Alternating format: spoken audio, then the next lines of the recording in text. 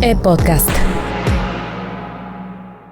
Mira, nosotros estamos empezando ya en todos los esfuerzos de inteligencia artificial y ya empiezas a ver los impactos, ¿no? El nivel de adopción es súper rápido.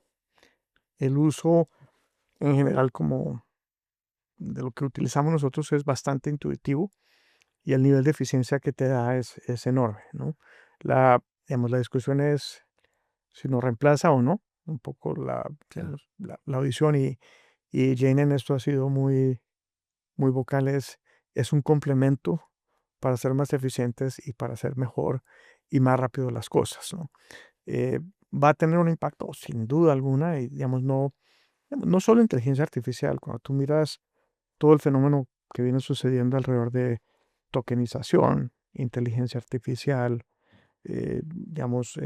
monedas virtuales, eh, todo eso pues apunta a un cambio muy, muy material en la manera como operamos los bancos, ¿no? No van a desaparecer, definitivamente no, pero vamos a estar operando en otros ambientes y en otro tipo de coyunturas que todavía quedan por descubrir. Sabemos direccionalmente hacia dónde vamos, pero pues creo que el espacio todavía tiene muchas cosas por definir. Bienvenidos al Rodcast, conociendo personalidades de alto impacto que comparten historias de éxito con Rodrigo Pacheco. Bienvenidos a un capítulo más del Rodcast, como siempre, con grandes personalidades, con perfiles muy interesantes. Y ahora, pues es realmente un gusto que esté conmigo en este Rodcast Álvaro Jaramillo. Él es el CEO de Citi México, muy interesante. Y creo que voy a empezar, Álvaro. Me gusta siempre hablar un poco, pues, de las personas, pero en este caso, en el caso específico de Citi, pues venimos de un cambio bien importante en México. Estamos todavía en ese proceso, ha habido vaivenes.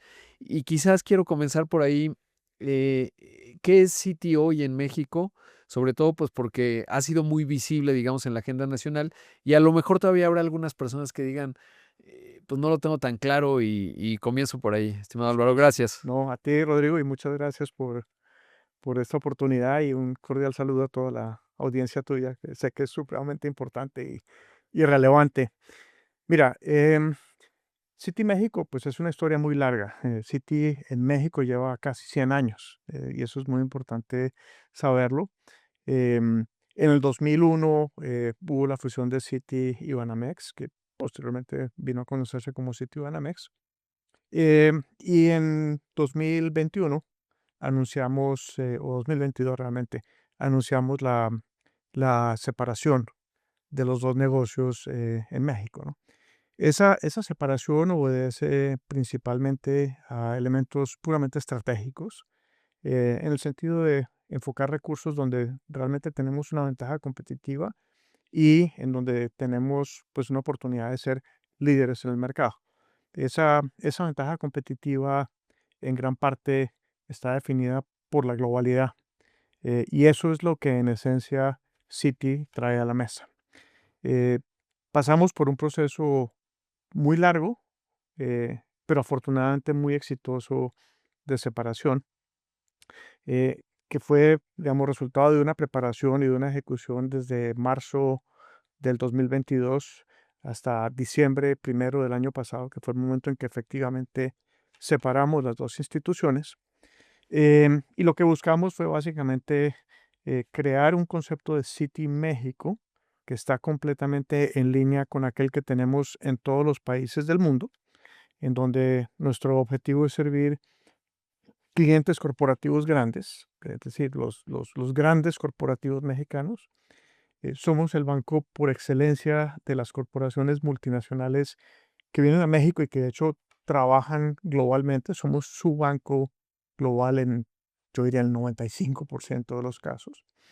Y esto complementado pues con una idea de que los productos que ofrecemos son productos que tienen relevancia en México y que tienen relevancia para nuestros clientes en otras partes del mundo. Claro. Y eso te define un poco, digamos, qué queremos hacer, ¿no? Entonces, nuestro modelo es uno de conectar globalmente, de proveer soluciones globales, de tener contenido o ideas globales para ayudar a nuestros clientes a ejecutar sus planes y fundamentalmente pues poner toda la fortaleza y toda la capacidad financiera que Citi trae a la mesa en ese sentido.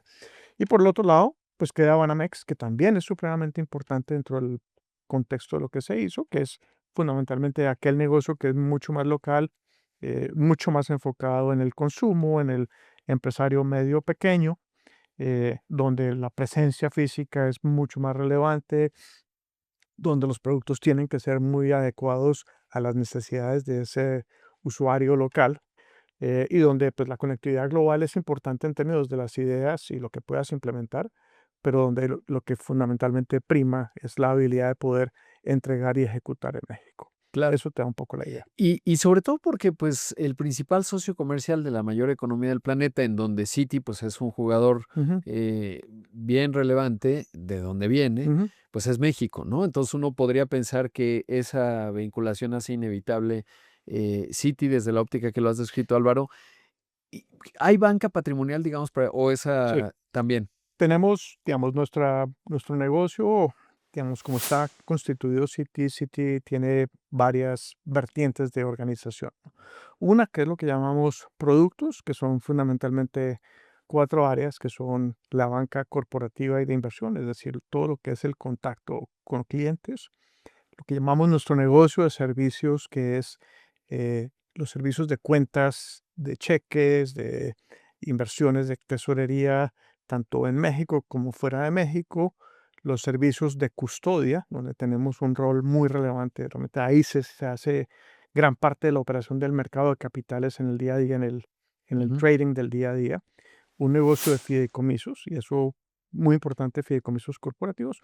Luego traes un negocio de mercados que tradicionalmente ha sido una fortaleza de Citi en México durante toda su vida. Nuestras mesas de dinero pues son reconocidas por su innovación, por su capacidad de proponer ideas innovadoras y demás.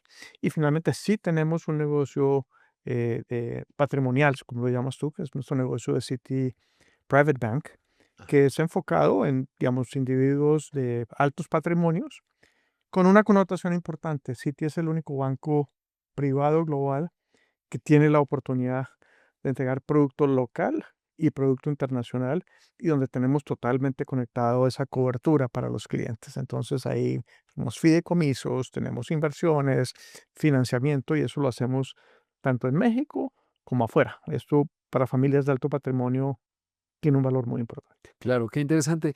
¿Y cómo fue? Porque ahora estamos platicando, pues, tú llegas, digamos, a Citi México 2019, te toca este proceso que ha sido formidable.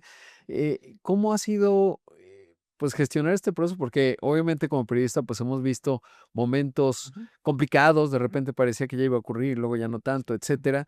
Bajo, además, pues, Jane Fraser, que ha venido a hablar español, Sí. es muy interesante, la CEO de Citi, me refiero. Ujú, ¿Cómo fue y cómo viviste todo este proceso, sí. incluso tu designación? Digo, ya estabas en Citi, pero ¿cómo? Cuéntanos un poco. Te voy a contar una, Sí, una anécdota alrededor de eso, ¿no?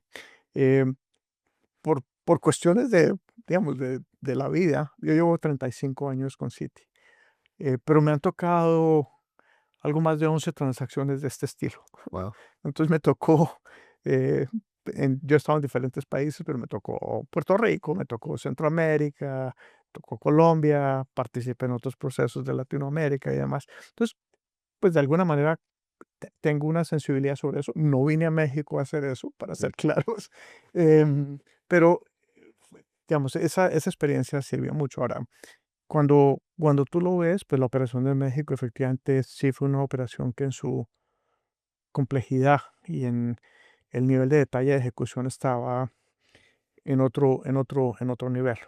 Eh, para mí personalmente y para nuestro equipo, em, yo creo que teníamos muy claro varias cosas que teníamos que hacer. Uno, dentro de su complejidad, pero hacerlo lo más simple posible para nuestros clientes. Realmente el concepto que el cliente tiene que estar adelante y al centro fue muy importante, y ese, digamos, para mí era un tema muy importante. Segundo era, pues obviamente dentro de toda esta transición, proteger la imagen, proteger la integridad y asegurar de que el banco no perdiera su dinámica. lo cual involucra pues mucho trabajo con nuestros banqueros, con nuestra gente de producto, todo nuestro equipo de Citi México, que es un trabajo fenomenal en ese sentido.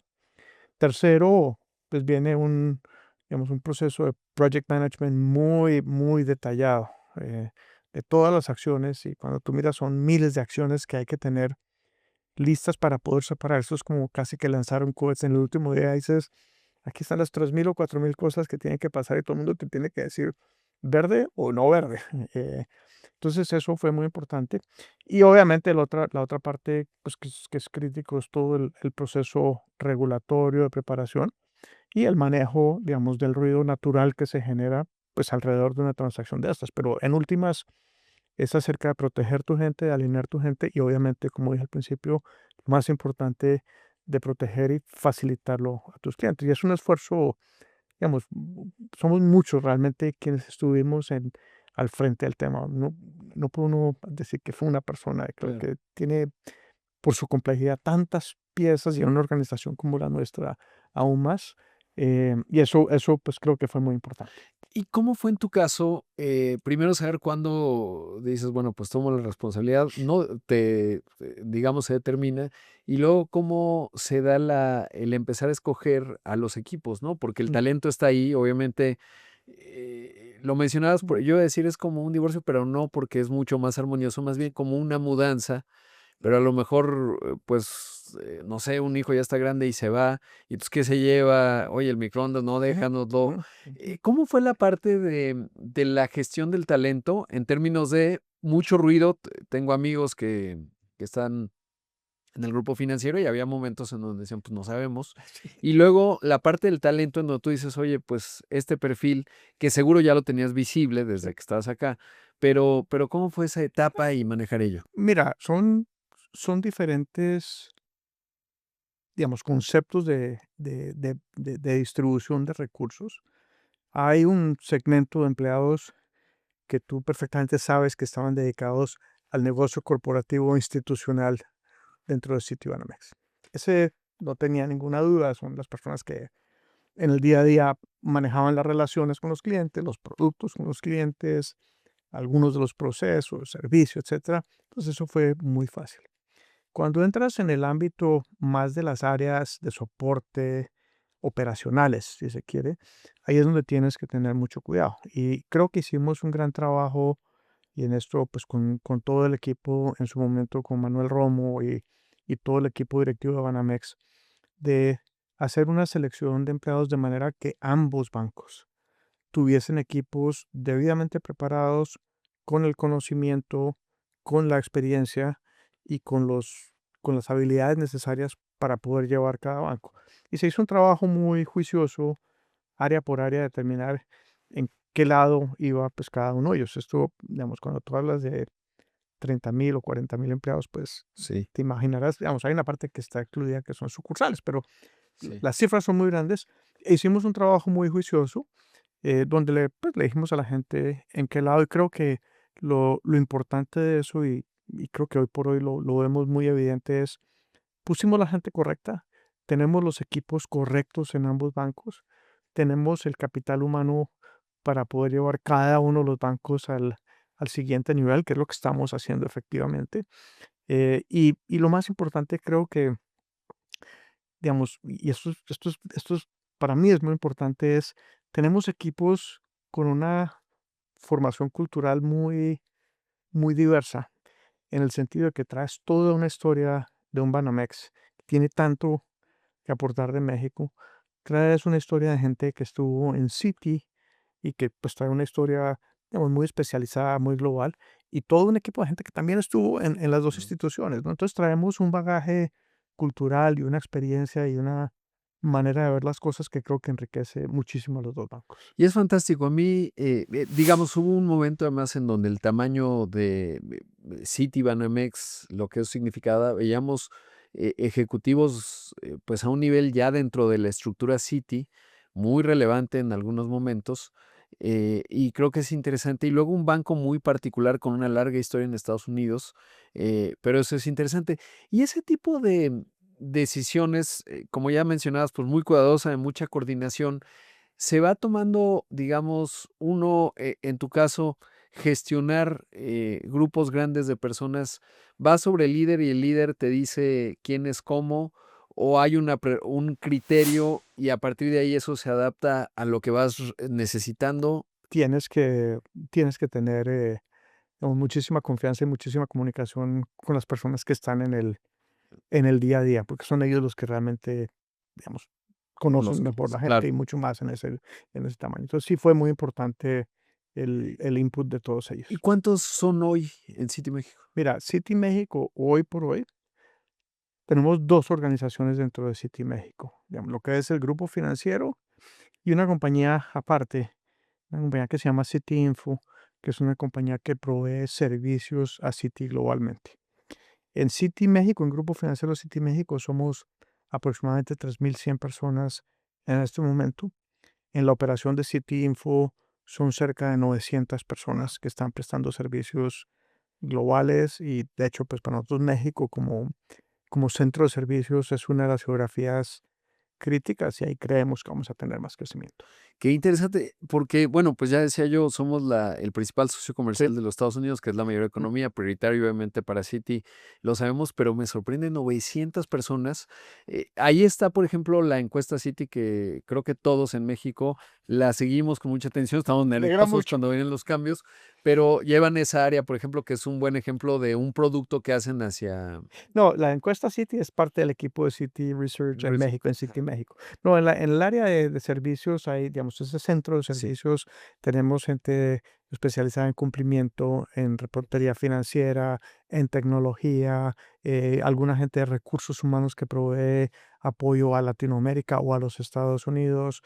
Tenemos algunas áreas operacionales, por ejemplo, estamos trayendo lo que nosotros llamamos el onboarding, el sí. activar clientes dentro del banco, en la banca comercial de los Estados Unidos, lo estamos empezando a hacer desde acá.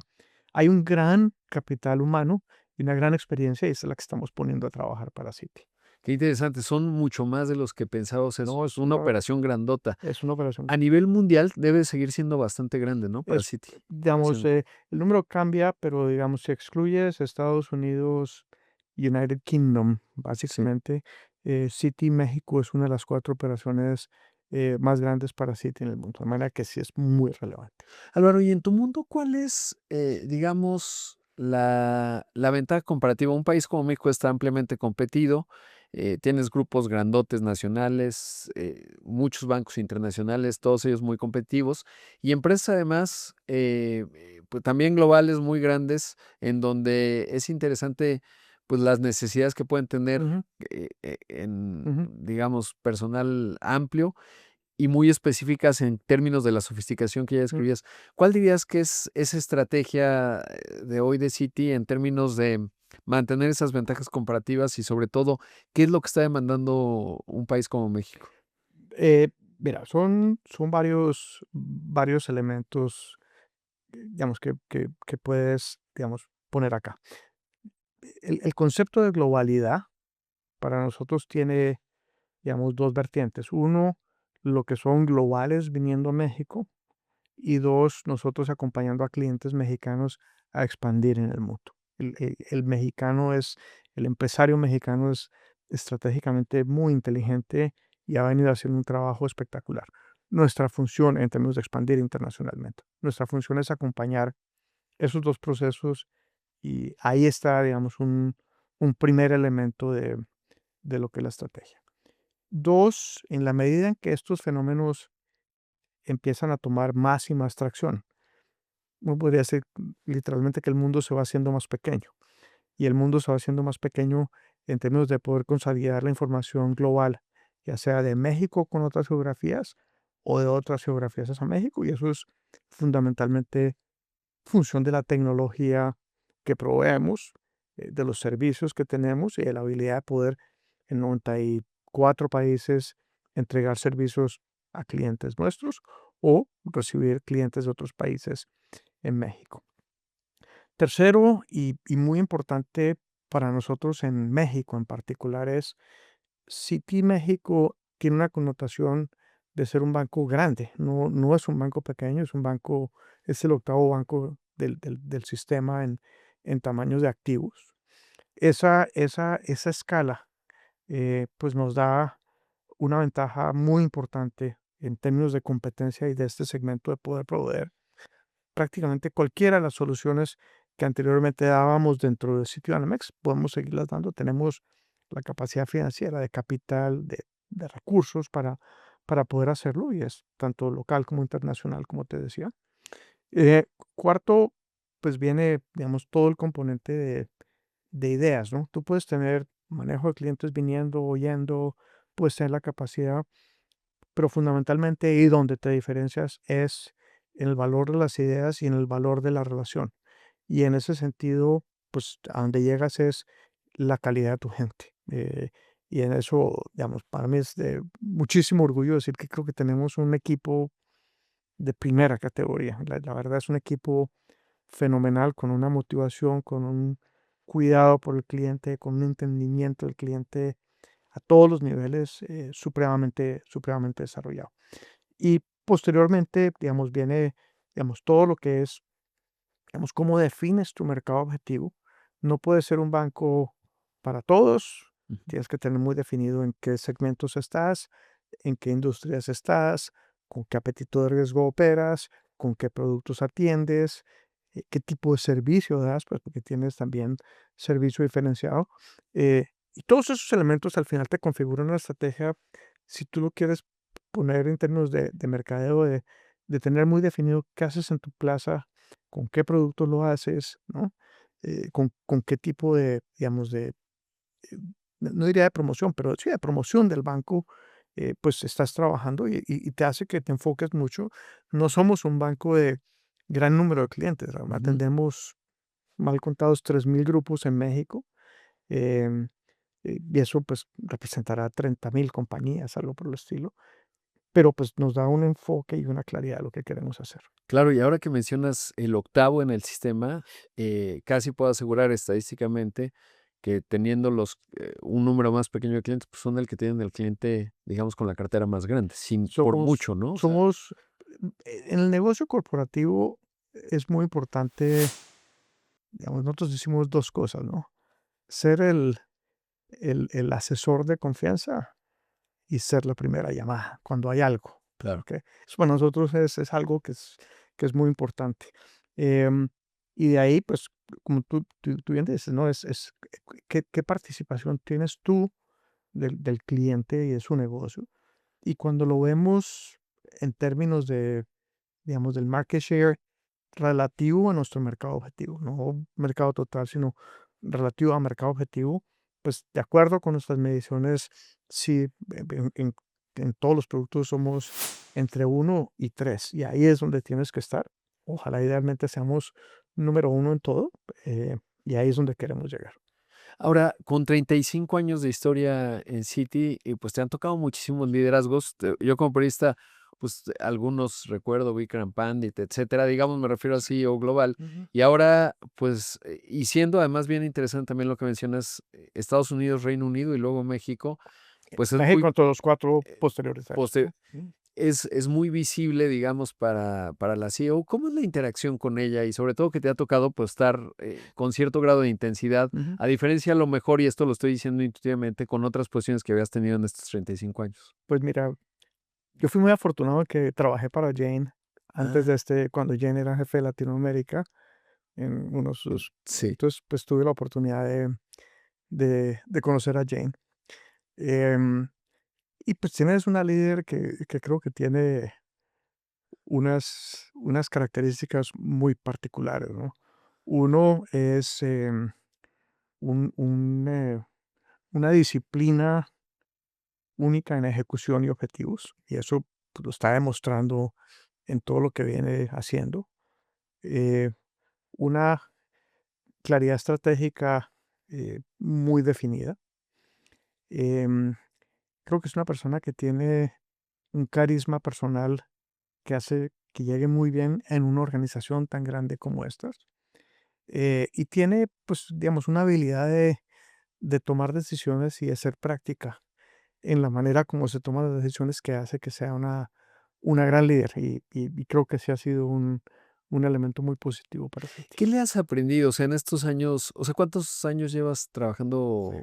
Pues Porque estaba con ella trabajé con ella casi 4 años, 4 años. 3, 4 años. ¿Y qué podrías, o sea, algo que, porque uno va aprendiendo de distintas personas con las que uno va trabajando, independientemente de la Ujú. jerarquía, pero dado que es la CEO de Citi, pues no es un tema menor. ¿Qué dirías que es algo que has aprendido en términos de la forma de tomar decisiones, del enfoque estratégico? ¿Cuál sería algún elemento? Hay que ser prácticos, hay que realmente enfocarse en lo que es crítico. Y creo que Jane trae un elemento y es que disfruta muchísimo y así lo proyecta, lo que está haciendo. Eso tiene eso te da todos los elementos para ser convincente con tus equipos. Claro.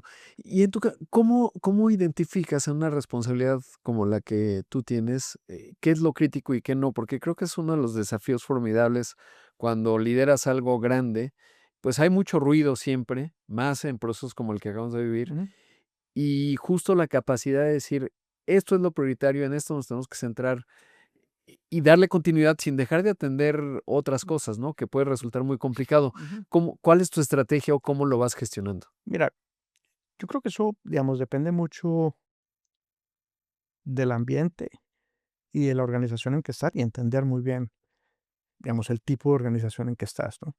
En una organización tan grande como la nuestra, pues hay una matriz de decisiones y de productos que tienes que entender muy bien y tienes que entender en dónde pones tú, digamos, posiciones, das advice o, digamos, o orientas por dónde puedes ir en cualquier producto o función y requiere que entiendas muy bien el banco y eso pues es algo que yo he sido muy afortunado por mi carrera en entender muchas cosas del banco. Dos, a mí me parece en mi estilo que es fundamental el escuchar a la gente. Es muy fácil ordenar, es mucho más fácil ordenar si has escuchado y si puedes lograr consensos. A mí eso me parece que es muy importante. Tercero, digamos, yo creo que como líder una de las responsabilidades más importantes es, digamos, no solo proyectar optimismo y positivismo, pero también ser realista, digamos, de las dificultades que todos tenemos, ¿no? En ejecución, en lo que sea. Y eso creo que hace pues que, digamos, los equipos tengan credibilidad. ¿Lo hace uno perfecto? No, pero me parece que esos 3 elementos bien comunicados y bien puestos son muy importantes. ¿Y cuál es tu estrategia en la escucha? Porque todos podemos pensar que estamos escuchando y a lo mejor no lo estamos haciendo. Y luego además, y cuando estás en posiciones de liderazgo como las que tú has ocupado, eh, te dice mucho lo que te dicen, pero también te dice mucho el silencio y lo que no te dicen y lo Ujú, que tú sabes. ujú. ¿Tienes una estrategia, digamos, para gestionar una escucha que te ayude a ver lo que se va punteando de lo que no dijeron, ¿no? Sí, uno, digamos, y yo creo que tú pones un punto muy importante. El silencio a veces es muy diciente, ¿no? Y hay que Sí, escuchar el silencio. Y hay que claro. saber cómo preguntar contra el silencio. Ese es fundamental. Pero dos, me parece que lo más importante es al final que la gente sienta la confianza de que puede hablar, de que puede decir las cosas, porque eso es lo que hace que, digamos, que no haya silencio.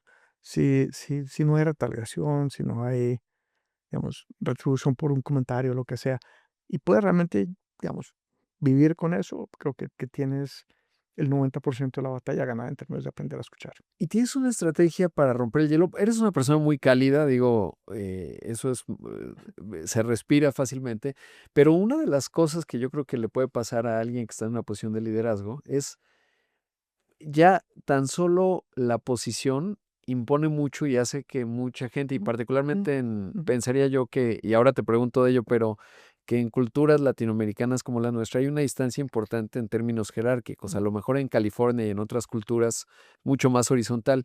Y entonces, pues a lo mejor tiene que haber un esfuerzo para ujú, romper el hielo y abrir esa confianza, ujú, porque obviamente todo el mundo dice, ujú. ay no, el CEO, ¿qué me va a decir, no? ¿Cómo Mira, gestionas eso? sí, yo creo que Citi tiene esa particularidad de que es una organización muy abierta, muy plana, y realmente sí estimulamos a que haya mucha cercanía entre, digamos, entre toda la gente. Digamos, hay uno de los principios de liderazgo que a mí me encanta dentro de Citi es que somos exitosos en conjunto. Y ser Mm. exitoso en conjunto es fundamentalmente una representación de comunicación. Ahora, en un término más prácticos, pues yo, digamos, en mi estilo personal soy bastante abierto, no de tanta formalidad. Me encanta caminar por las oficinas del banco, me encanta hablar con la gente en todos los niveles, me encanta aparecerme en las oficinas y hablar con el más junior o el más senior del mismo nivel. Eh, y me encanta porque es que lo disfruto muchísimo. A mí me Claro. parece que es lo mejor que le puede pasar a uno es ver la organización en el día a día, sí. Desde tu estilo, ah, se deben generar espacios de convivencia no estructurada, ¿a qué me refiero? Eventos que son metaoficina, es decir, que no son en la oficina y ahí conoces a las personas, muy, muy típico de nuestras culturas, o es más bien en la convivencia diaria, o Yo los 2 yo o creo que cómo. es de los 2, ¿no? Digamos, y en eso, digamos, no, yo no creo que haya una fórmula. A mí, Sí. particularmente, el tema del interior del banco me parece muy, muy importante. Esa visibilidad y un poco a tu punto, digamos, no el silencio, pero ver las cosas pasando también te da un sentido de Claro. dónde estás en el negocio. Eh, Ahora me quiero ir hasta a Colombia y comenzar. ¿Cómo empiezas? Eres de Bogotá. ¿Cómo comienza tu carrera? ¿Ya tenías claro que iba a estar en el sector financiero? Sí. ¿Cómo fue? Uf, es que llevo mucho tiempo, pero Sí, este podcast tiene mucho tiempo. eh, mira, no, yo desde muy joven, digamos, el tema financiero me atrajo empezando la universidad. Digamos, Colombia era uno de los pocos países que en su momento, estoy hablando de los principios de los 80, tenía pues una bolsa de valores con acciones, no que fueran tremendamente Sí. líquidas, pero ahí fui aprendiendo un poquito. Trabajé en un par de negocios de asset management. Eh, en el año 90 entré a Citi. Citi era, digamos, yo creo que es inclusive todavía, la entidad icónica como banco internacional. Sí. Era como la meta aspiracional es Citi, ¿no? Y tuve el privilegio de poder entrar en el área de mercados de Citi Colombia, siendo muy joven, digamos, Sí, veía, y fue tesorero más joven de la historia, ¿no? en ese momento, yo no sé si Sí. todavía sea cierto, pero sí, no sé si fue una decisión responsable o no, pero tenía, no, mentira, pero lo hice bien. Yo tenía 26 años cuando, Wow. cuando llegué a Y ahí me quiero Colombia. detener, ¿cómo? Pues es una carrera meteórica, realmente intuyo que eras una estrella al interior, porque a los 26 hay algunos que se van graduando. Yo leo mucho. Ah, bien. Entonces, y me tocó, digamos, son coyunturas, ¿no? Bueno, si tú Sí, recuerdas, pues principios de los 90, que fue cuando entré a Citi, es todos los procesos de apertura económica, es todos los procesos como de, digamos, liberación de los mercados financieros de reestructura de la regulación financiera en México, Colombia, Brasil, en fin. Entonces, pues caí como en un escenario muy bueno de mercados crecientes, de inversión extranjera de portafolio empezando a llegar. Y pues, como te digo, sí tenía la inquietud intelectual y pues sí tenía conocimientos que me sirvieron muchísimo. Y creo que lo más importante es, pues me encantaba lo que hacía y me encanta lo que hago. Y eso me dio la oportunidad pues de hacer muchas cosas dentro de un banco que sí era definitivamente el banco por excelencia en innovación financiera del mercado colombiano. sí, sin duda. Y cuando empezabas y muy chico en la universidad, eh, ¿te gustaba la parte bursátil o era la parte de la gestión financiera? Porque en el asset, pues hay Mm, mucho y muy atractivo y además mencionas el mercado y dices, mm. wow, ¿dónde invierto? ¿Cómo invierto? Etcétera. ¿Cuál era tu ángulo al No, los principio? 2 me encantaban, la verdad, los 2 me encantaban. Obviamente empecé por el lado de mesas, porque probablemente era donde tenía más sensibilidad y más, pero pues todo el concepto financiero en su totalidad, pues me ha gustado muchísimo, ¿no? ¿Y cómo era compatible la parte? Porque cuando hablamos de Colombia en 1980, pues era una época turbulenta desde el punto de vista político. Obviamente había situaciones que además hay ciertos paralelismos, digo, mucha distancia Ujú, en el tiempo y en las condiciones y ujú, situaciones, pues de repente con ciertos momentos que se pueden vivir en un país como México. ujú. ¿Cómo era esa parte? Porque además puede resultar disonante, ¿no? Por un lado, pues tú estás en el mundo sofisticado, viendo en la mesa de dinero Ujú, el tema ujú. bursátil y por otro lado el país en una situación, Todo es un comentario que se hacía en la época, ¿no? sí, El país económico va por un lado, el país político va por otro lado. como sigue siendo en muchos países Pues sigue todavía. siendo en muchas partes. Em, pero al final, pues son esas las condiciones y ahí es donde hay que enfocarse cómo aprovechar la oportunidad de negocio en esas condiciones, ¿no?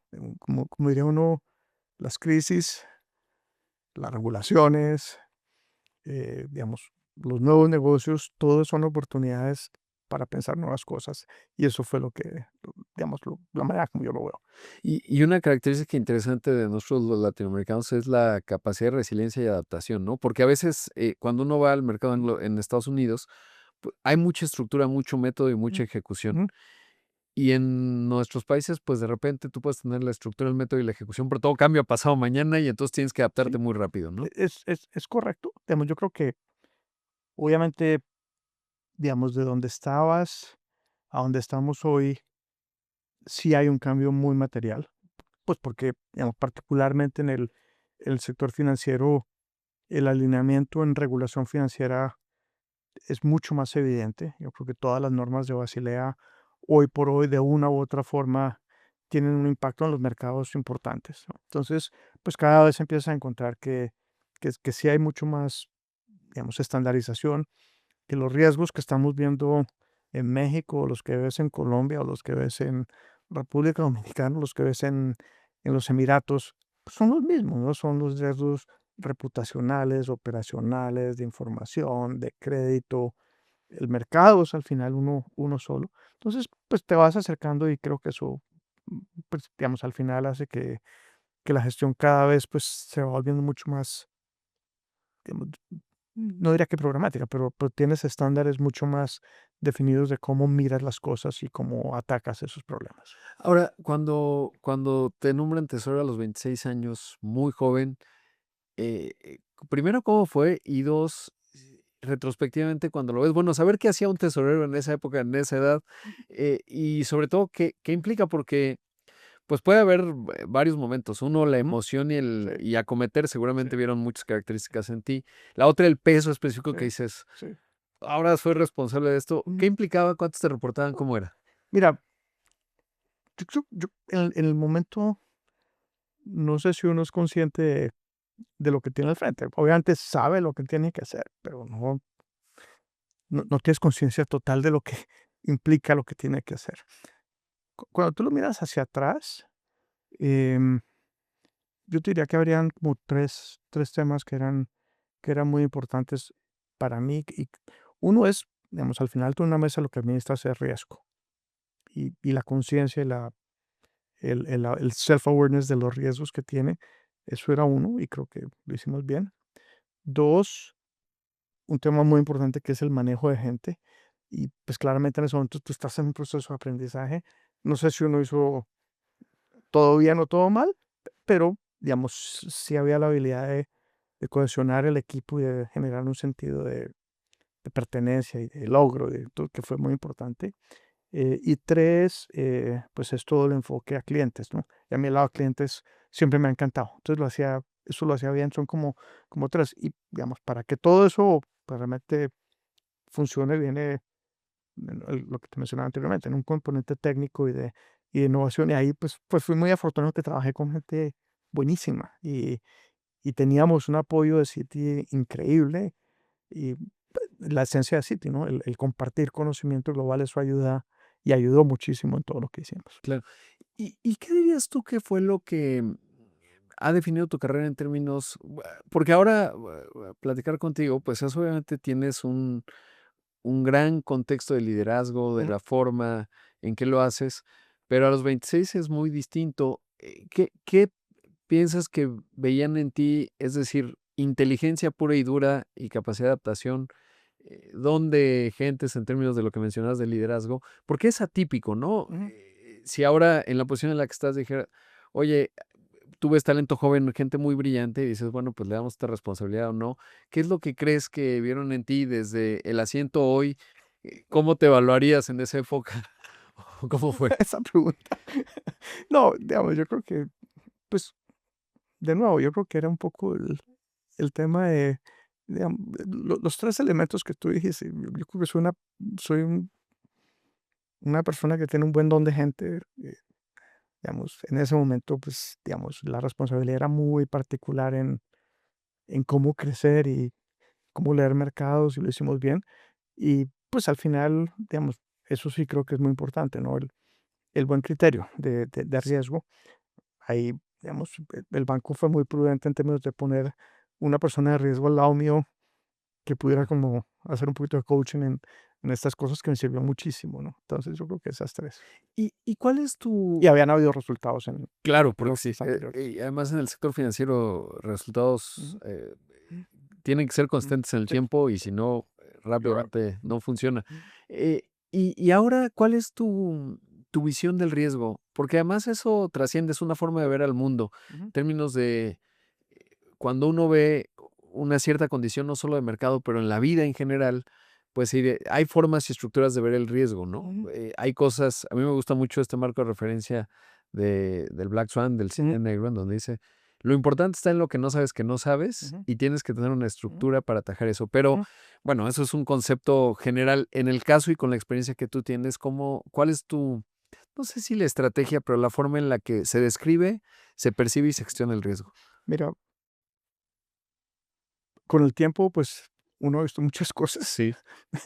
y eso tiene, digamos, tiene importancia, ¿no? De que, pues, digamos, si no, no que todo se repita, pero hay Patrones. causalidades y condiciones que eventualmente tienden a generar resultados. Entonces, ese creo que es un punto importante.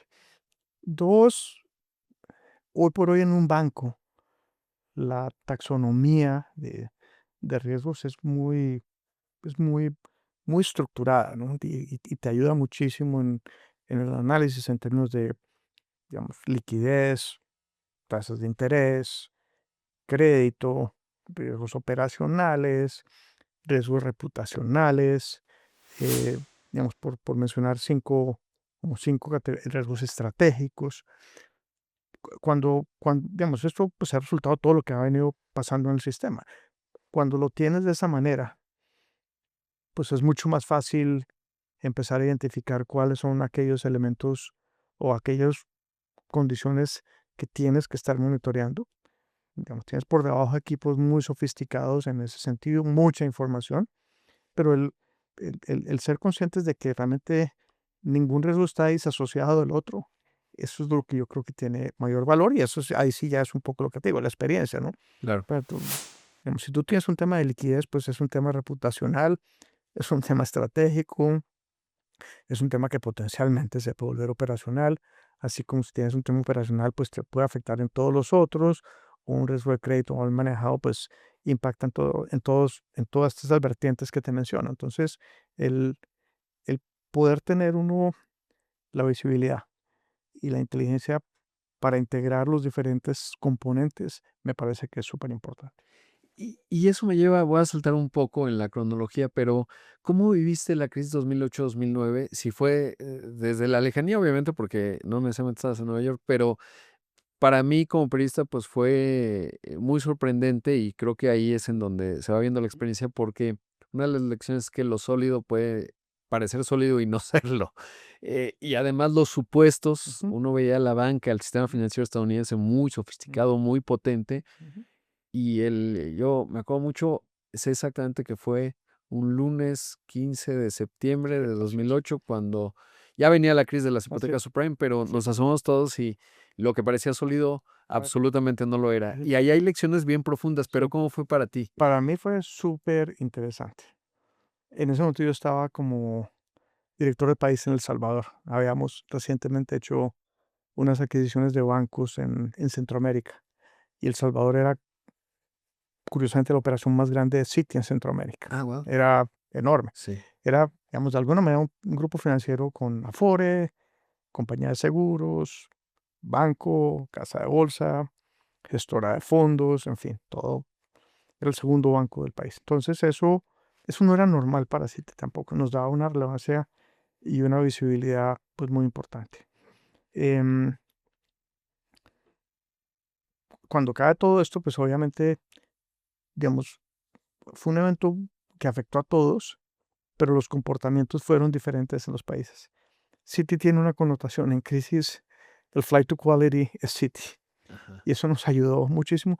Y realmente teníamos una operación pues, que sí tenía retos. Centroamérica sufrió mucho en ese proceso por su correlación con los Estados Unidos, pero logramos navegar el contexto de lo que estaba pasando bien. Teníamos un banco bien capitalizado, líquido, veníamos en un proceso de reestructura grande y logramos pasar bien.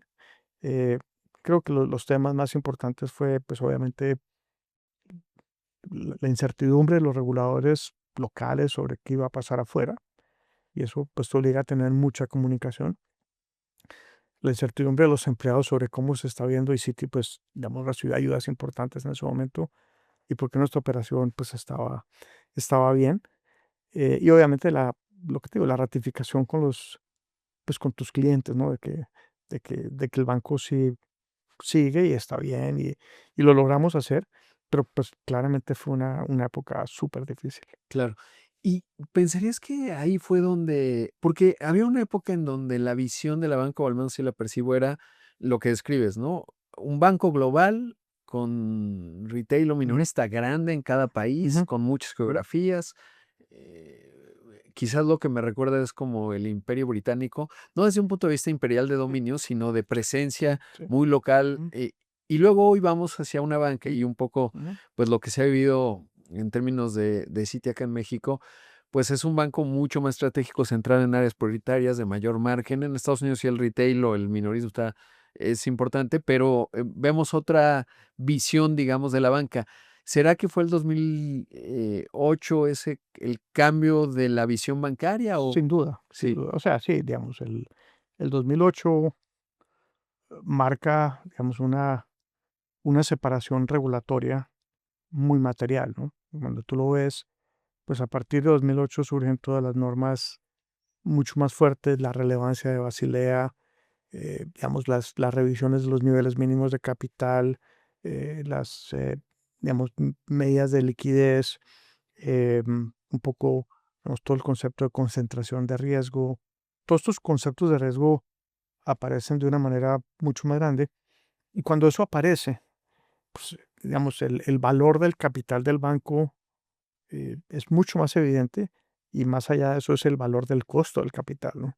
Y cuando ya tienes que empezar a pensar en esos criterios, pues tienes que ser muy eficiente en términos de dónde y cómo pones tu capital. Y no necesariamente todos los negocios, pues son, o todo lo que hacías es lo que puedes continuar haciendo. Y eso te lleva un poco como al principio de la conversación, ¿no? ¿Dónde podemos ser efectivos nosotros? En conectividad global, en soluciones globales, digamos, en clientes sofisticados, donde ese tipo de necesidades existen y donde podemos poner capital de una manera eficiente. En la banca de consumo es otra historia, es más difícil, pues porque son mercados más domésticos, es muy difícil, digamos, poner soluciones globales en 60 países o desarrollar productos en 60 países en banca de consumo, es otra historia, ¿no? claro. Corporativamente sí tenemos una estructura o institucionalmente sí tenemos una estructura que se conecta mucho más fácil, que nos permite hacer productos globales a nivel de México o en cualquier país mucho más fácilmente, y ese es el concepto. Pero sí, digamos, claramente 2008 cambió la disciplina y la forma de pensar un banco de una manera drástica. Claro. Y es que me hacías pensar, y regresando al inicio de la conversación, cuando te preguntaba de Jane y cómo gestionas tú, es el capital no solo en términos del valor monetario del mismo, sino el capital de la atención, porque en tu escritorio, pues tú dices, tengo este tiempo limitado y estas 20 prioridades, y cuando tienes minoristas 60 Ujú. países, pues tu atención inevitablemente se tiene que, aunque la operación sea pequeña, pero pues eso se tiene que gestionar, ¿no? Sí, no, digamos, nos da, digamos, y esto sí es evidente, ¿no? Digamos, cuando salimos de toda Latinoamérica en consumo, pues el nivel de enfoque en el negocio corporativo siempre ha sido muy alto, pero pues subió Creció. exponencialmente y te da, digamos, una atención. Y creo que más importante que eso, Rodrigo, es, digamos, nadie está trabajando por su cuenta, ¿no? Todos son estrategias globales, todos son productos globales, todo es alineamiento global. Y esto es muy importante porque el cliente ve un banco que es integralmente el mismo en Qatar, en México, en Nueva York, en Singapur.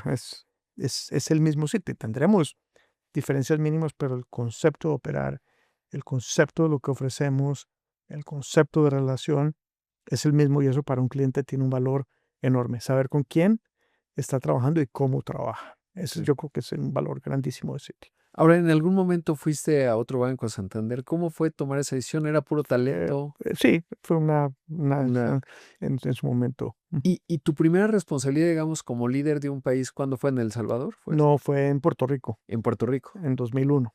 Wow, Sí, qué interesante. en ¿Y, 2001. y cuál es la diferencia, digamos, porque yo me imagino que muchos que nos están escuchando, algunos estarán en Citi y dicen, "Oye, yo quiero tener una responsabilidad ejecutiva, ¿no?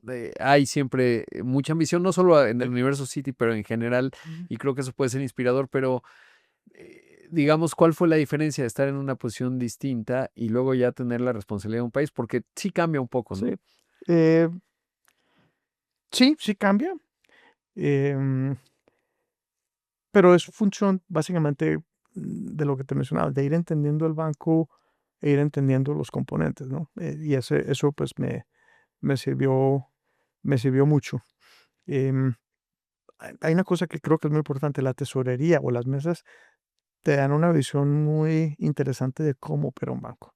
Claro. En esencia, digamos, si la tesorería no funciona bien, pues no hay banco, no hay liquidez. Entonces, ese yo creo que fue un tema pues muy importante, pero más allá que eso, y es un poco lo que cuando me piden consejo la gente dentro del banco Sí, es, uno tiene que un poco tratar, y es muy importante en las organizaciones hoy, decir qué es lo que quiere hacer, a dónde quiere ir, ponerse esa meta y sobre todo crear las redes de conectividad interna para que la gente sepa qué es lo que uno quiere lograr. Y eso, pues, para mí sí, desde que entré a Citi, el tema de carrera internacional y el tema de poder llevar países y de todo fue como algo que siempre me atrajo muchísimo.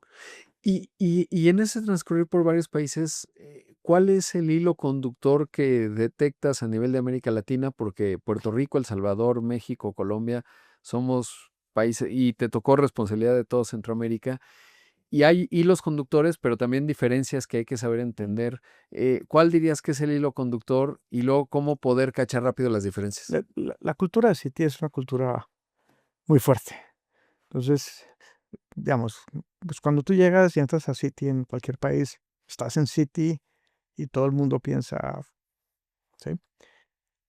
Creo que lo más importante es cuando tú llegas a un país nuevo, pues tienes que un poco desconectar de lo que se hacía en el otro o como se pensaba en el otro. No, tú estás y tienes que absorber y respetar lo que hay dentro de la cultura de ese país, ¿no? Eso es fundamental. Puede que operemos en los mismos principios, pero pues todo el mundo tiene maneras de actuar diferentes. Ejecuta igual, pero tiene maneras de, digamos, de actuar diferentes. Y ese respeto por la gente, por la cultura, por las tradiciones es fundamental. El resto realmente, digamos, es más para tu familia.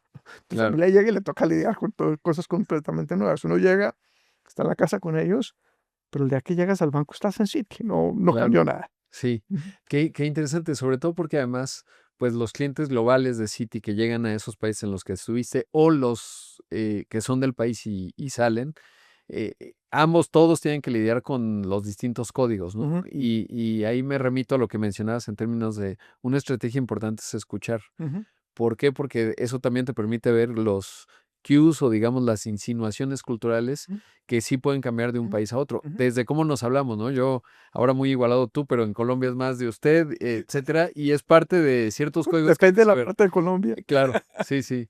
Y, ahora, y me quiero regresar un poco a Colombia. ¿Cómo observas tu país después de estar por todo el mundo? ¿Cómo se ve y cómo lo ves ahora? Pues digamos, pues yo mucho tiempo fuera de Colombia antes, Sí, pero Colombia pues es un país, digamos, sin duda alguna, con un potencial muy grande. Una gente espectacular. Creo que el capital humano que hay en Colombia es fenomenal. La calidad del empresario es también altísima. tiene pues los retos que ha tenido tradicionalmente de seguridad, ¿no? Creo que en este momento un poco y lo que ves en todo el mundo, el tema de enfrentamiento político es un tema no menor. Em, pero tienes un país que en su esencia tiene todos los elementos para ser exitosos, ¿no? Hay que definir muy bien en dónde y cómo lo hacen. Yo creo que esta elección va a ser muy crítica en ese sentido. Em, pero al final, pues tienes, digamos, yo como veo a Colombia, y si lo miras, te voy a poner en el contexto de Latinoamérica, pues son dentro de Latinoamérica, México, Brasil y Colombia son los únicos países que tienen más de 4 o 5 ciudades de más de 1 millón de habitantes, ¿no? Esa urbanización es importante, eso te da escala, te da, digamos, la habilidad de tener poblaciones más educadas, etcétera. Yo creo que esa es una ventaja muy importante. Es un país que ha hecho un avance muy grande en infraestructura, muchísimo. Digamos, de donde estábamos Sí. hace 30 años a donde estamos hoy es otra dimensión. Es un país que tiene una clase, digamos, dirigente bien educada. Hay que seguir incluyendo, pero me parece que está muy bien. Y pues al final, digamos, la aspiración de todos es que veamos un mejor Colombia. Está pasando por un momento difícil, claramente, pero pues irá hacia adelante. Y algo bien importante que siempre es relevante visitar es lo que decías, ¿no? La transformación que hemos tenido en los últimos 30, 40 años como países en términos de cómo acometió América Latina la globalización, Ujú, incluso en muchos países, pero sí hay diferencias, ¿no? Y a veces en el momento, porque hoy, ujú, por ejemplo, Colombia está viene una elección el otro año, ujú, siempre en movimiento, y si uno lo ve muy críticamente, a veces te puedes perder el evaluar también lo mucho que ha cambiado, ¿no? Lo mismo en ujú, México. Es decir, el México de 1993 con el México de hoy, ujú, están hay desafíos nuevos que ujú. han aparecido, que tenemos que resolver, pero también unas ventajas que uno, si nos regresamos a 1992, 93 y decíamos: "Oye, vamos a firmar un acuerdo de libre comercio con la mayor economía del planeta, ¿dónde vamos a estar?". Habría cosas positivamente muy sorprendentes de dónde estamos hoy, ¿no? Ujú. Y creo que lo mismo pasa en Colombia En y todas partes. O sea, si tú lo miras, Latinoamérica en general, el nivel de avance que hay es increíble, y es natural, ¿no? O sea, al final, digamos, las barreras de comunicación, las barreras de conectividad, los acuerdos comerciales, digamos, la calidad de la de educación, el mismo crecimiento económico más sostenido, pues hace que todo esto cambie dramáticamente y al final, de nuevo, es un mundo mucho más pequeño, mucho más conectado. Yo me acuerdo cuando yo pues, era pequeño, Centroamérica era un enigma. sí. No lo conocíamos, no, pues porque no había esa conectividad. Hoy por hoy creo que es totalmente, digamos, integrado. Son geografías que cada día se integran más y eso pues hace que sea otra dinámica completamente diferente. Y cuando lo vives, o no sé cómo lo has vivido, pero, por ejemplo, yo tuve la oportunidad de estar en Costa Rica hace poco, o en Colombia, que no había ido y me sorprende, ya me había tardado mucho en ir, pero digo, pues somos muy parecidos Sí. en muchas Ujú, cosas, ¿no? Y vas, ujú, y es como si yo fuera a Michoacán, ujú, ujú, pues tiene algunas ujú, particularidades acá ujú, en México, ujú, pero pues si voy a Costa Rica, ujú, y pienso en Costa Rica, Michoacán, porque son 5 millones de ujú, habitantes, ujú, territorialmente es casi la misma población. Claro, Costa Rica tiene unos niveles de desarrollo humano ujú, bien ujú, interesantes, una cultura diferenciada, ujú, por ejemplo, de El Salvador o de ujú, Nicaragua y otros ujú. países, pero al final sí es como, y países grandes como Colombia, México, Perú, la Argentina, cuando viajas dices, podrías haber ido a una provincia en México, a un departamento, como se llame, Ujú, y más o menos somos parecidos en ujú. muchas cosas, ¿no? Muchísimo. De hecho, digamos, tú lo miras, Centroamérica, pues es que es lo mismo, ¿no? O Sí, sea, sí, cada país tiene su connotación, pero tú tienes, no sé, el salvadoreño es un empresario fenomenal, sí, ¿sí? Guatemala tiene, digamos, instituciones y empresarios también muy fuertes en otro contexto. Panamá, pues son, digamos, un país de comercio y un país pequeño, pero que ha hecho cosas espectaculares. sí. Costa Rica en su formación y en el capital intelectual que tiene y en su educación es increíble. Digamos, en general, cuando tú vas por todos los países, o sea, inclusive si te vas al Caribe y miras un poco, vas a hacer un comentario que es cierto, ¿no? Si tú comparas Puerto Rico y República Dominicana hace 25 años, pues, digamos, están a 100 millas de distancia, pero Puerto Rico estaba mucho más adelante por toda la influencia americana, etcétera. Cuando tú miras lo que ha hecho República Dominicana en los últimos 25 años, es una cosa impresionante en términos de crecimiento, de diversificación, de, digamos, de turismo, de todo lo que viene haciendo.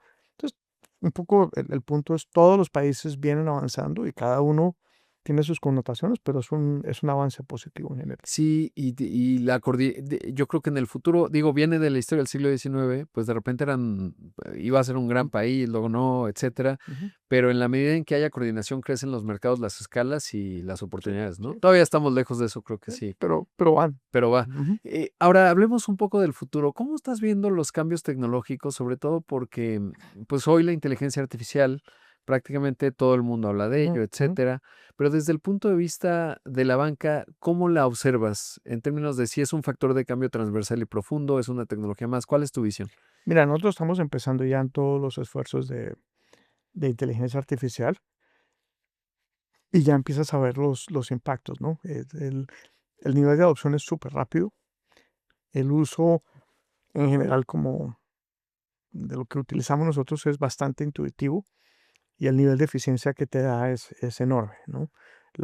Digamos, la discusión es si nos reemplaza o no, un poco Claro. digamos, la visión y Jane en esto ha sido muy vocal, es un complemento para ser más eficientes y para hacer mejor y más rápido las cosas, ¿no?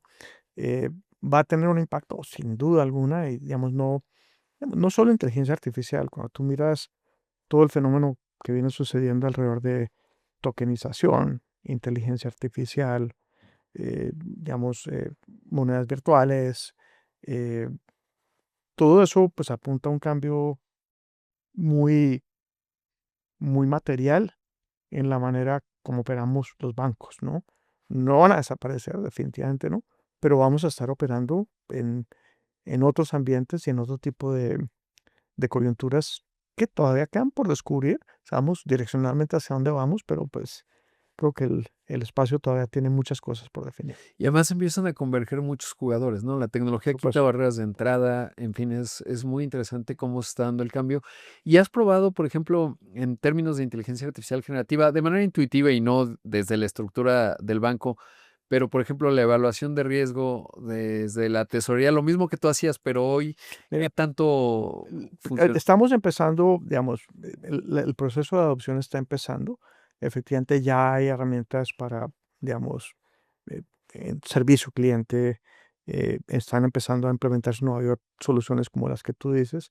En el caso nuestro, por ejemplo, te doy un caso este año específico, ¿no? Ya cuando tú haces tus autoevaluaciones, que es un proceso dispendioso, largo, y hoy por hoy tienes una serie de documentos, los pones y en 2 minutos tienes tu análisis de qué hiciste bien, qué no hiciste bien, pues, puedes corregir lo que sea, pero ese tipo de cosas ya empieza a condicionar muchísimo y a dar como mucha confianza y confort en términos de cómo vas utilizando la herramienta. Los análisis de crédito, pues, cada vez vas a utilizar mucho más ese concepto. Eso ya, pues, está en uso. Lo que es preparación de documentación en transacciones de mercados de capitales, pues, ya prácticamente hoy por hoy también se empieza a hacer con ese tipo de herramientas. Entonces, sí vienen muchos cambios, pero no elimina la necesidad, de hecho, de la persona, pues, siempre hay que estar ahí. Eh, Creo que lo importante es que nosotros como personas nos adaptemos a eso, que tiene un reto, que lo sepamos utilizar de la manera más eficiente. Claro, porque va bien rápido. Y tienes una estrategia, digamos, porque esto va muy rápido y Ujú, entonces hay dos fenómenos. Uno, la cautela de no irse detrás de cada ujú, foquito que brilla enfrente, ujú. pero también el que esa cautela no se convierta en Eh, lentitud por la velocidad que llevan todos los demás. digamos, siendo una entidad financiera, pues tenemos que ser muy cuidadosos en cómo vamos poniendo eso, ¿no? Y no puede ser un proceso desorganizado o abierto. Hay, digamos, diferentes hitos que teníamos que ir cumpliendo de qué herramientas utilizamos, quiénes las utilizan, para qué se pueden utilizar, em, cómo vamos haciendo el deployment de esas soluciones, de manera que tengas un ambiente controlado. Y yo creo que eso es donde, digamos, donde está Citi y la mayoría de las entidades trabajando muy juiciosamente. Tienes al final, de nuevo, pues tienes que saber lo que estás haciendo, mm, tienes que ir rápido, pero no puedes ir adelante de ti mismo y pues tener un marco muy definido de administración de riesgo y control atribuible a todas estas herramientas. Ya casi llegando a la parte final, ¿cómo gestionas tu agenda? Y sobre todo cuando pienso, una parte muy importante es la gestión de la información. Tienes muchos insumos, a lo mejor hay una parte estructurada, obviamente debes leer Ujú, muchísimos informes, reportes, etcétera, para ver cómo va la cosa, ir definiendo ujú, estrategias, pero, y luego captar información ujú, que a lo mejor no estructurada, ¿no? Es decir, no necesariamente ujú. el banco. ¿Cómo gestionas tú? ¿Cómo es un día en tu vida y cómo es el insumo de información?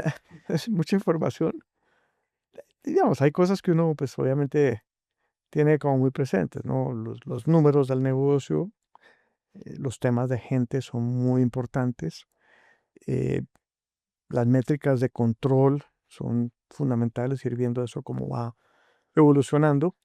eh, pues la gestión que tienes con clientes, no que todos los días ves clientes, pero pues el espacio para clientes, y de nuevo el espacio para caminar alrededor del edificio. A mí eso Claro, me parece es que bien importante. ¿Y empiezas temprano, terminas tarde o sí, o empiezo empiezas temprano, temprano y terminas temprano? soy madrugador y pues sí, en los bancos no hay días cortos, la verdad. Claro, sí, En los bancos siempre tenemos eso.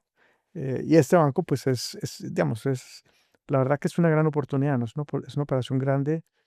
Para nosotros México es una oportunidad increíble.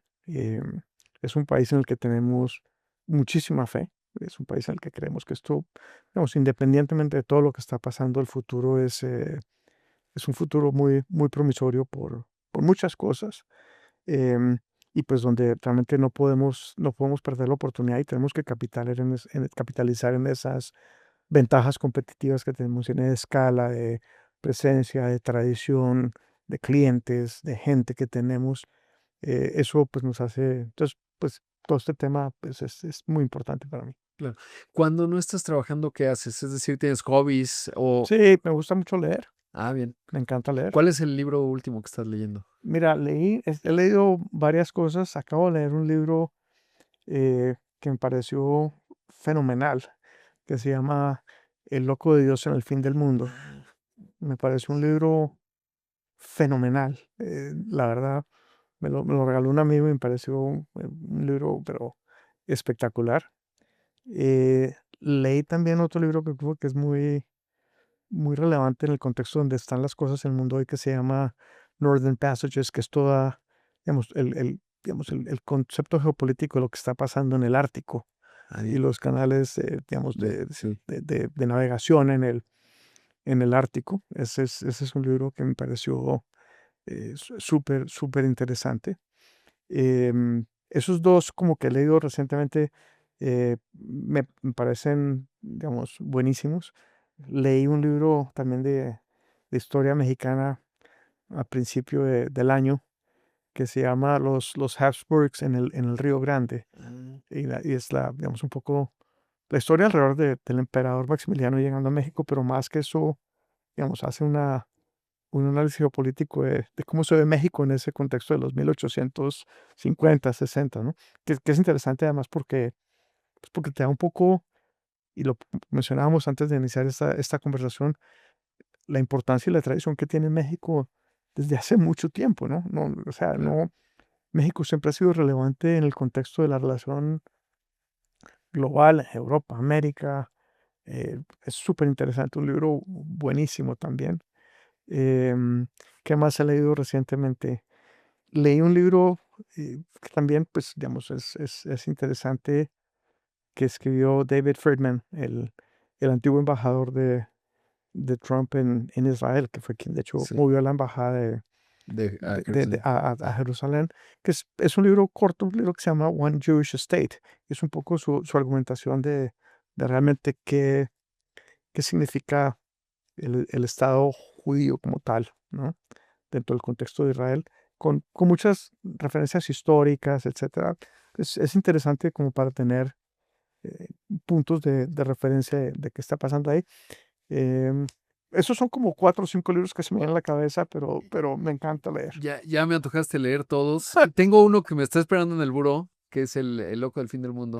No. Mira, ese libro, Mucho. fíjate, ese libro es súper interesante porque al final te da un poco el Papa Francisco, cuando uno, en muchas cosas fue muy difícil de entender, pero cuando ves ese libro y ves lo práctico y su concepto de lo que es el catolicismo, digamos, las enseñanzas de Jesús y cómo eso funciona y por qué el Papa termina en un viaje a Mongolia Exacto. donde hay solamente 1000 católicos o Sí. 1300 católicos, ¿no? ¿Cuál es la significancia de todo eso? Y Javier Seras es un escritor, pero fenomenal. Y además, No, ateo, ateo. ateo, ¿no? Es lo más interesante, Sí. es escrito por un ateo. No, mira, ese libro, de verdad, espectacular. Un regalo que me dio una persona ahí Qué bien. y lo aprecio muchísimo porque fue un abreojos increíble de esto. Qué extraordinario. Pues ya lo voy a adelantar porque tengo como una lista larga de libros que Ponlo adelante. y ahí tiene que estar en el Sí, siguiente que viene. sí. Álvaro, realmente una gran conversación. La verdad es No, que se aprende mucho. Gracias por la apertura, por el tiempo. no a ti. Y ya me dejas mucha tarea. Te iba a preguntar, bueno, sí te lo voy a preguntar ya para despedirnos ahora sí. ¿Cuál es tu comida favorita no mexicana? Por si llego a alguno de estos países, pues voy a seguir tu recomendación. No. Siempre lo pregunto por gente que ha viajado mucho. Yo. A mí me encanta comer, pero Sí. si me preguntas, lo más simple, la pasta y los hamburgers me encantan. Es como Warren Buffett, ¿no? Sí, es gusto sencillo. Podría vivir de pasta y Exacto. hamburgers en cualquiera de sus Exacto. expresiones. De hecho, si vas a Colombia, hay una semana, es como en abril, si vuelves a Colombia, que es, o es un mes tal vez, que es una competencia de hamburgers. El negocio de hamburgers en Colombia ha crecido mucho gourmet. Y es una semana, Sí. y se comen unas hamburguesas que son, pero fenomenales. Deliciosas, Sí. pues lo tomaré en cuenta. Gracias. Bueno, Gracias por estar aquí, gracias por bueno, estar en este a capítulo. ti. ¿Te encuentran en algún lugar? O sea, supongo que LinkedIn LinkedIn. es donde alguien te puede escribir. Sí. Si le gustó o no le gustó, ahí te Así es. mencionará y a ver qué nos dicen. Así es. Gracias. Bueno, muy bien, muchas gracias. Gracias a ustedes por Bueno, acompañarnos en un ok. capítulo más del broadcast. Hasta aquí llegamos con nuestro invitado de impacto y su historia de éxito de esta ocasión. Hasta la próxima.